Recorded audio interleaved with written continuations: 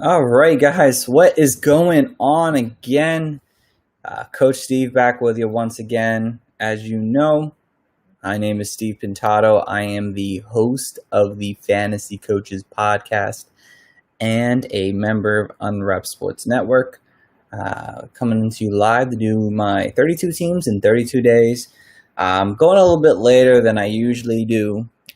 Fortunately, I got kind of preoccupied and almost didn't come on, but I can want to stick to my 32 days, and I'm going to do that today. And again, if you haven't been listening, basically, I've been doing these short 15, 20 minute, basically 20 minutes at this point, analysis on every little player just to kind of give a little bit of detail on every single person, kind of some value on them. Sometimes I'll get a little bit of dynasty talk and things like that. So, just gonna get right to it today. If you hear me, introduce anyone in. Obviously, you're on Sportcaster, so you would hear me, but those may be watching on Twitter or anything like that. I'm streaming on multiple platforms, so I'm waiting to see if I get any chat questions or anything like that today. So I may introduce people as they come in. So just keep out for that. And yeah, so I'm going to get right into it today, and we're going to be talking about the New Orleans Saints. And the New Orleans Saints, I kind of missed them. I was supposed to do them actually last night, and I missed them. So that's my fault. But New Orleans Saints, we all know, has some firepower on this offense here. And it all begins with Mr. Drew Brees himself. Drew Brees, I mean, what talent last year. I mean, he's been a stable quarterback for the last 10 seasons now. And, a guy can throw 4,000 yards and 30 touchdowns anytime he wants. Very accurate quarterback. Has his weapons there, gained even more weapons this coming season here. And, he dealt with injuries. Obviously, we all know he was out for about 5 or 6 games last year, kind of led to Teddy Bridgewater getting a starting job. But when he came back after week 9, he was a top 6 quarterback the rest of the season. I mean, just dominated. And he's just been a guy who's been a top 10 guy since 2005, being very undervalued going into this season. Again, he's 41 years old. But we've seen Tom Brady last year throw 600 attempts last year. He threw 25 touchdowns passes in just the second half of the season. I think he can have a real big chance to step up this year. Hey, Annabelle and Cup King 310, thanks for joining into the stream. But everyone's undervaluing Drew Brees this year. I mean, he has Michael Thomas still. He has Jared Cook still. He's got Alvin Kamara and Latavius Murray. And then he gets Emmanuel Sanders in that backfield. And what could not go wrong? I mean, this guy is going to be a top 10 fantasy quarterback once again, but people are devaluing him constantly. I mean, I've seen him go as late as the double-digit rounds. It's a shock to me, to be honest, because Drew Brees is going to be a top stable quarterback. Again, yeah, there's some risk with the age and everything like that, but and the one stat I recently heard was that he hasn't thrown only one pass over 35 yards since 2017. Again, he doesn't need to, though. He's got guys who can just do things with the ball in their hands after the catch, and he's going to continue to have that season. I mean, very few interceptions, so you don't have to worry about turnovers and negative points. He's going to probably throw for 500-plus yards once again and probably see 35 to 40 4,400 yards this coming season with 30 touchdowns or 35 touchdowns at least this year. And again, you're going to get Drew Brees right now probably in around 9, and you're going to be really happy because he's going to continue to be a stable point for your fantasy team. And again, he's in a division where they're constantly throwing the ball, and they have to play the Panthers twice a year, who's probably one of the worst defenses in the league coming into the season. So I'll look out for those games as well. But it's going to be a crapshoot in all these games that he's going to be in. They're going to be throwing the ball constantly, and Drew Brees is just going to be a top-tier guy. And again, that 7 to 9 range, perfect grab to get him. He's probably going to go later, so if you can hold off, grab him later if you can, because it's going to be more of a steal. But that 8 to 9 range, preferably, good range to get him. Now we go to the running backs. Latavius Murray, guys. We all know what Latavius Murray is, a bulky running back that, if he saw increased opportunity at times, he's a pretty good fantasy running back. And we saw it last year. He has RB1 potential when he sees those carries. And there were opportunities last year when,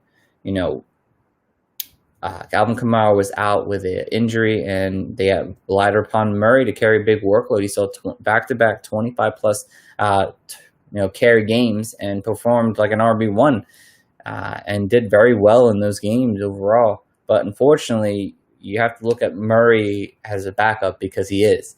Again, he has that upside. If Alvin Kamara gets hurt, he's got RB1 potential, just with the amount of carries he looks like he gets when he sees the starting job role. But again, Kamara's there. When Kamara was on the field, production wasn't there. I mean, he only produced 3 games over 10 fantasy points, and he played under 40% of the snaps constantly with Kamara on the field. He didn't see too much time. And while he got some red zone looks, the touchdown upside is there still. So, I mean, that is a good thing overall. He had 5 rushing touchdowns last year, 6 overall touchdowns. But when you look at him in this year's draft, I mean, I think he's strictly a backup with a flex appeal on good matchups. And you're going to go get him probably in that 9 to 10 range. And the way I see him as you wanting to grab him is if you're a Kamara owner, maybe grab Murray, because you just want to have that handcuff and a guy who could also be somewhat relevant on his own. If you don't have Kamara, you're really just kind of shooting your shot and hoping that Kamara gets hurt and Murray sees a touchdown upside still. I mean, that's what you're really hoping for this coming season. He's probably going to have over 120 carries, so which is a good thing. So he kind of puts him that RB, the mid RB, late RB3 range there, and have productive games on certain occasions. And that's what you're going to get with Murray, RB3 with the opportunity to see RB1 production if Kamara gets hurt. Speaking of Alvin Kamara, however you want to say it, I like Kamara. Same thing. Mario Kamara, Super Mario, Super Kamara. But, disappointing year in terms of what he's able to do on the field. We've seen him so many times. Finished as the RB13. Not what we expected from a round 1 kind of guy. Again, he dealt with injuries, and supposedly the reports are that he had I think he had a fractured knee or fractured MCL last year, playing on it while only missing those 2 games last year. So that, the kid's a tough kid, and I think he finally healed now. They said he's good. He's back to normal. Like, he's doing everything right. He's not no limits or anything like that. So you expect a fresh, healthy Kamara going into the season, but he's a round 1 guy, and it's really obvious he's a round 1 guy. But how early do you take him? You could argue that he could be the number 2 guy off the board. You could probably more realistically get him as the 4th guy off the board, behind after the Zeke, Barkley, and McCaffrey, because Kamara on his own is a fantasy stud, and especially in PPR leagues. If it wasn't for PPR, he's definitely farther down on this list. He's probably a round 2 guy to me, maybe late round 1, but a round 2 guy. In any half-point PPR formats, I mean, he's a stud. And, he saw a dip in his touchdowns last year, and only having 6 after being a guy who saw double-digit touchdowns over the last couple of seasons now. Hey, Lizzie Beth, 99, thanks for joining. And that's what you're going to get from Kamara, a guy who has touchdown upside. And I think, with Drew Brees back and Kamara healthy, they're going to rely on Kamara to see those red zone carries at times and put up bigger touchdowns and see maybe more of that double-digit range than that, 6 on the season. And expect receptions. He has 3 straight seasons now of 81 receptions. 3 straight seasons. That's ridiculous how long he's been able to do that for. And in any PPR, half-point PPR, he's going to be a steal in those situations because he's just going to eat those targets up consistently. He's basically the number 2 wide receiver behind Michael Thomas on the field, and I think he will continue that. He's going to be healthy. He's not going to be limited next year. Alvin Kamara has the sky limit, and this could be a career year for Alvin Kamara and Drew Brees, possible last season here once again. Kamara could see well over 200 carries, probably around the 200 mark with another 100 targets on the year. Expect big things from Alvin Kamara, guys, and you're going to get him, again, a first-round guy. Going to the wide receivers, I know I went through a lot of time there, so I might be over my limit today. But Trey Quinn, real quickly, disappointment since his rookie season. I mean, has a deep threat in him. I saw his targets drops just to 25 last year, but he had 5 touchdowns. He had a touchdown every 5 targets last year. Incredible. But yet, not a single wide receiver 3 performance last year, or better. And that's what you're looking at with him, and it's just nothing that you really want on your team. If you see his name pop up, you should probably just continue to just let scroll by it. An unrated, undrafted guy. They already have Emmanuel Sanders to fill that role now.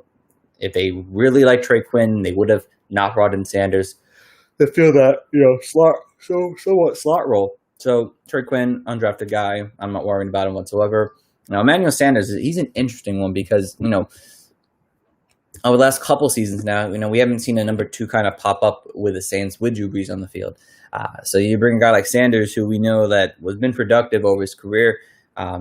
Last year when he got to San Fran, started off pretty strong, but kind of disappeared in that offense at the end of the season there. So there was definitely concerns on that. He's 2 years off his Achilles tear now, but he's going to be 33 on a new team, no offseason, and he's going to, will he be the number 2 guy? Probably not. Obviously, I think that role goes to Kamara, and then he's going to fight with Jared Cook, who are both of higher ages going into the season. But, Emmanuel Sanders, guy's a slippery guy, can do a lot of things across the middle of the field.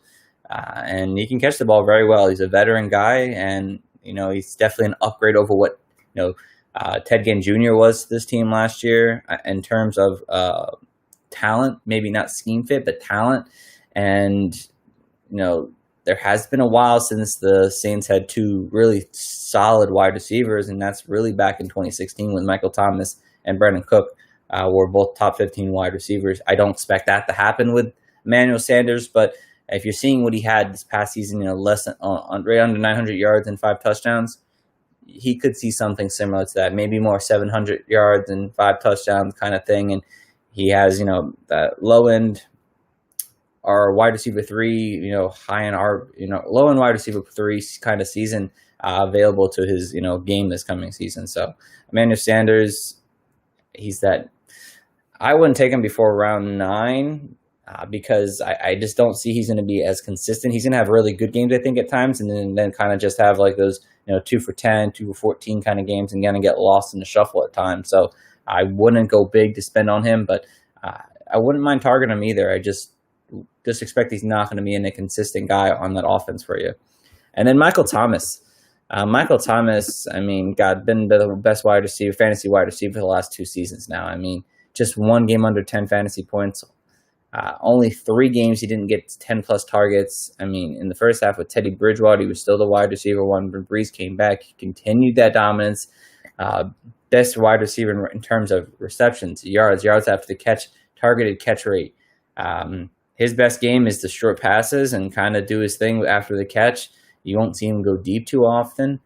Wow. No matter what, he's like game-proof at this point. No matter who's the quarterback is. If Jameis comes in, Thomas going to be even better, I think. Even then, it's going to be more of a downfield guy. But, his targets will probably drop to more of that 150 range again. But, 130 receptions probably, 1,500 yards, and the opportunity to see double-digit touchdowns every season. He's going to be probably the first wide receiver off the board, many boards this coming year. And I think not round 4, but pick 4, again, a little bit risky. I think 5 would be my more realistic position for him.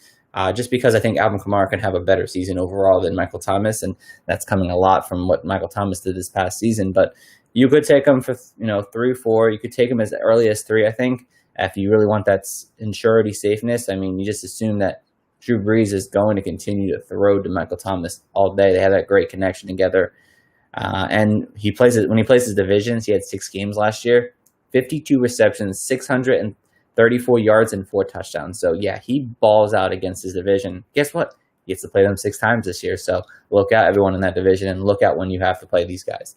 And then the tight ends, again, Adam Trotman, Josh Allen. These guys aren't really relevant, but just know their names in case Jared Cook goes down. In terms of Jared Cook, he kind of ages like wine does. He gets better over his career, it seems like. He's gone out to average back-to-back 10 points per game seasons. First season in New Orleans, it was definitely questioned on if the heaviness in the targets he saw in Raiders last year, the year before, would translate to this, possibly being the 3rd option on the team. But he didn't see the targets he did, and only had 65. But he did very well. He did 9 touchdown grabs, was a bit much. And I think that was a little too inefficient for my takes. Hey, Ace Ventura, what's going on? That's something to keep your eye on because I think that's going to come down. And if you have Jared Cook as a top 10 tight end in your rankings or whatever it may be, you might want to double check that because why did he do so good last year? I mean, he had 8 tight end 1 performances. Yeah, he had 9 touchdowns last year. It's 700 yards on just 43 receptions. That is basically, man, I can't even think of the number right now off the top of my head. That is like basically every 4th catch, he got a touchdown basically on his season. And that's too efficient for me. Expect that to come down this coming year. He's still a pretty solid tight end if you want to take a late round veteran in those double digits and Jared Cook because I think he's going to be involved in this offense still. I just have lower expectations on his game because, sorry guys, he's not going to see the 9 touchdowns again. There's just no way with Emmanuel Sanders there, a healthy Alvin Kamara probably seeing an upside in his touchdowns. Jared Cook's probably going to be the regressor this year, and you're going to get him somewhere in the double digits. Won't be that bad, but just don't have that high expectation. He's going to do what he did last year. That's all I'm saying. But again, he's been a really good tight end over those last couple seasons. So, well, that is the end of my stream tonight, guys. Hope you guys enjoyed it. I sure always do talking about it. A little tired though, but I had to make sure I got that in tonight, though. Tomorrow we will be doing the Miami Dolphins once again. So I didn't get to do those tonight. I thought I was going to do those tonight, but I've missed the Saints, so I want to go back and do those. So I appreciate you guys for listening. As always, please go visit my website at www.thefantasycoaches.com. We have all great content, like rankings, live streams, podcast episodes as well. We're having a new podcast release on Thursday morning. The fantasy coaches, our tight end rankings, so look out for that. We already just did this week some ADP battles, so look out for that as well. And you can always just follow me on Twitter at Coaches Fantasy or my personal account at Coach Stephen P. I appreciate you all for listening. Until next time, take care. Have a good